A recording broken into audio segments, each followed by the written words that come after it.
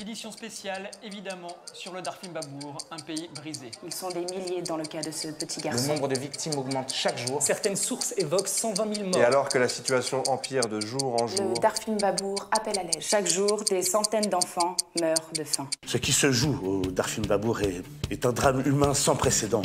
J'ai vu des enfants mourir dans mes bras. C'est une adaptation libre en fait d'une planche de Gottlieb qui est sortie en 1974 dans le Rubric-à-Brac tome numéro 4 qui s'appelle Désamorçage. Voilà.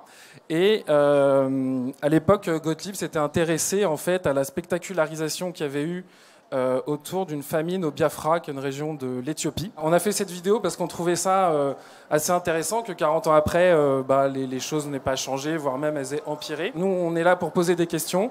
Donc notre collectif fait des vidéos, mais pas uniquement sur l'humanitaire ou sur les médias ou sur toutes ces choses-là. On essaye d'attirer l'attention sur un peu tout, n'importe quoi, hein, que ce soit social, humain, les mœurs, etc. En l'occurrence, on vient de sortir cette vidéo-là il n'y a pas longtemps. Pour l'instant, on a vraiment beaucoup de retours super intéressants parce que elle touche cette vidéo, elle parle vraiment aux gens, notamment Médecins sans frontières qui a bien apprécié la vidéo, qui l'a repartagée et tout, qui veut s'en servir en interne pour faire de la formation, arrêter la politique des pleureuses, comme ils disent. Puisque voilà, les ONG par exemple ont ce problème-là, c'est que dès qu'il y a une crise humanitaire, ça devient une ouverture médiatique et ça devient une compétition marketing.